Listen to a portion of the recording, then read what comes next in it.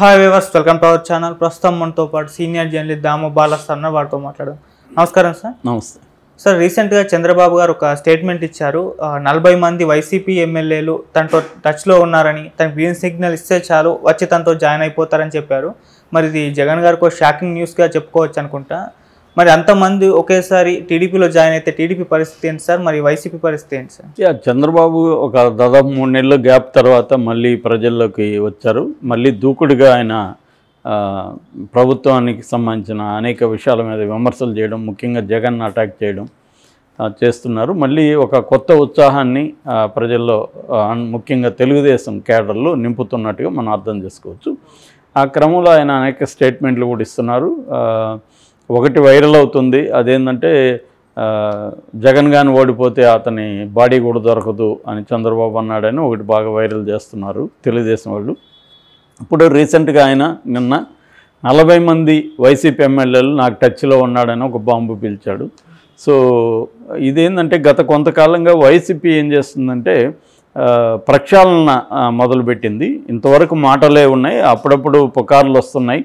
40 మందిని తీసేస్తారంట, 50 మందిని తీసేస్తారంట అని పుకార్లు వస్తున్నాయి. అనేకసార్లు కోఆర్డినేటర్లు, తర్వాత నియోజకవర్గ ఇన్ఛార్జీల మీటింగ్లో జగన్ చాలామందిని హెచ్చరించాడని, మీరు మీ పని విధానాన్ని మార్చుకోండి, ప్రజలతో ఉండండి, ప్రజల దగ్గర అవ్వండి, మీ గెలిచే అవకాశాలను మెరుగుపరచుకోండి, నాకు మిమ్మల్ని ఎవరిని కూడా తీసేయాలని లేదు, మీరు అర్థం చేసుకోండి అన్న అని వాళ్ళకి చెప్తున్నాడు అని చెప్పారు. కానీ కొంతమంది వాళ్ళ పద్ధతి మార్చుకోలేదు, వాళ్ళకి రకరకాలుగా ఇచ్చిన టాస్కుల్ని నెరవేర్చట్లేదు.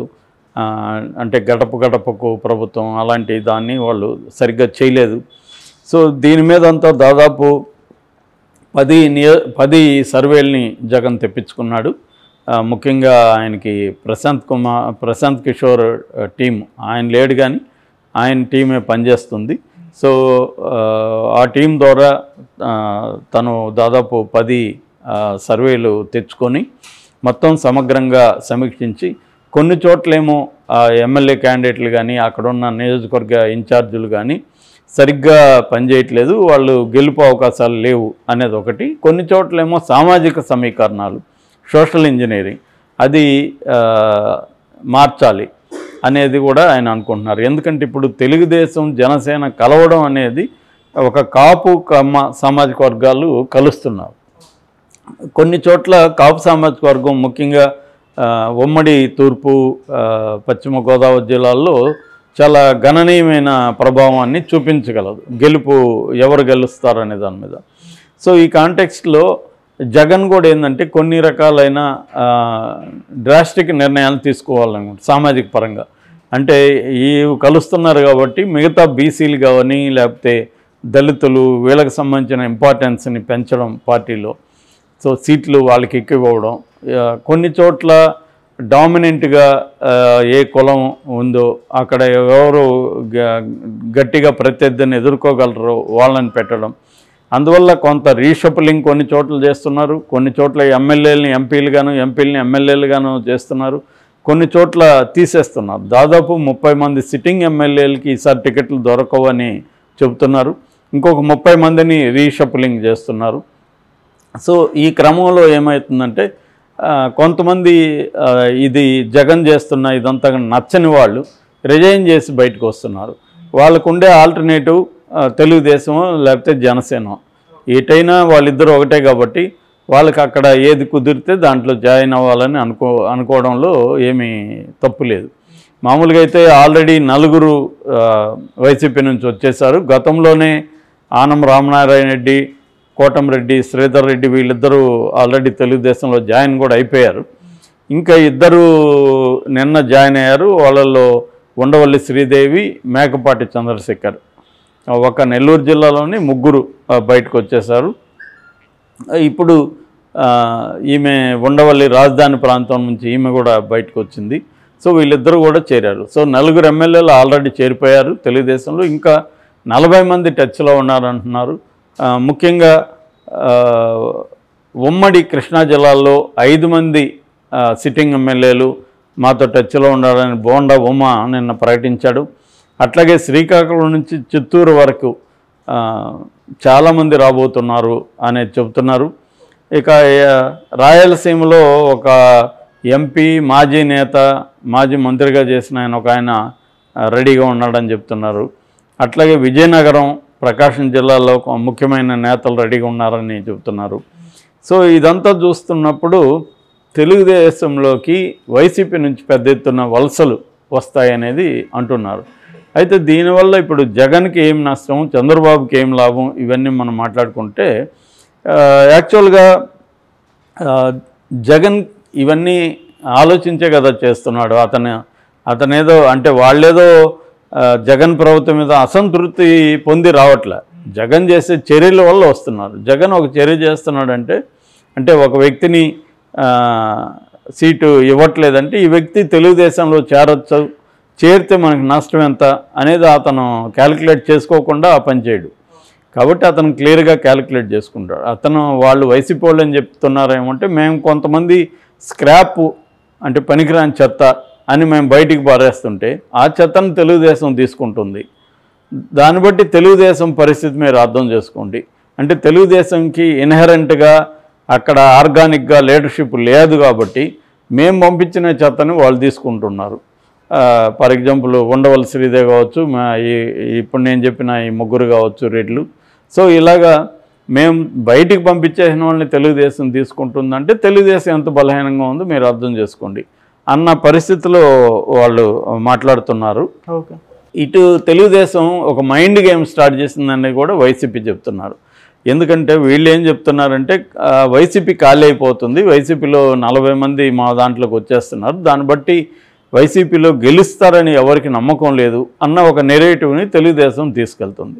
ఇక్కడ ఏంటంటే ఎన్నికలు అనేవి కూడా వార్ లాంటి ఇదే స్ట్రాటజీస్ రకరకాలుగా వేస్తూ ఉంటారు. ఒక చంద్రబాబు ఏంటంటే ఆయనకి జైల్లో కూడా బోలే టైం దొరికింది అనేక వ్యూహాలని రచించుకోవడానికి, ఎలా స్టెప్స్ ఏం చేయాలి. ఇంకొక పక్క ఆయన లోపలుండే లోకేష్ ద్వారా అనేక మందిని కలపడం, అనేక స్ట్రాటజీలను అప్లై చేయడం జరిగిందని చెప్తున్నారు. అందులో ఒకటి ఐపాక్ టీంలో ప్రశాంత్ కిషోర్ తెలుగుదేశంకి పనిచేస్తున్నాడని లేటెస్ట్గా పుకార్లు వచ్చాయి. ప్రశాంత్ కిషోర్ నిజానికి అఫ్సెల్గా పనిచేయట్లేదు, రాబిన్ శర్మ ఐపాక్లో అఫ్సెల్గా చంద్రబాబు తెలుగుదేశానికి పనిచేస్తున్నారు గత కొంతకాలంగా, అది అందరికీ తెలుసు. అయితే ఇప్పుడు ఈ ప్రశాంత్ కిషోర్ని ఢిల్లీలో ఉన్నప్పుడు లోకేష్ కలిశాడని, ప్రశాంత్ కిషోర్ స్వచ్ఛందంగా నేను పనిచేస్తానని ముందుకు వచ్చాడని చెబుతున్నారు. అతను పనిచేస్తున్నట్టు తెలుగుదేశంలోనే చాలామందికి చెప్పట్లేదు, కొంతమందికి మాత్రమే చెప్తున్నారని కూడా అంటున్నారు. ఎందుకంటే అతను డే టు డే యాక్టివిటీస్ని గైడ్ చేయట్లేదు, ఓన్లీ కొన్ని కీలకమైన విషయాల్లో మాత్రమే అతను గైడెన్స్ ఇస్తున్నారని చెప్తున్నారు.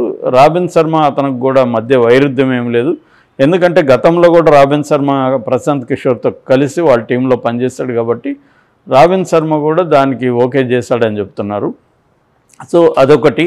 అంటే ఇవన్నీ కూడా మైండ్ గేమ్స్. ప్రశాంత్ కిషోర్ మాకు పనిచేస్తున్నాడని చెప్పడం, రెండోది 40 మంది ఎమ్మెల్యేలు మా దగ్గరికి వచ్చేస్తున్నారని చెప్పడం, ఇదంతా కూడా చంద్రబాబు మైండ్ గేమ్ అనేది వైసీపీ ఆరోపిస్తుంది.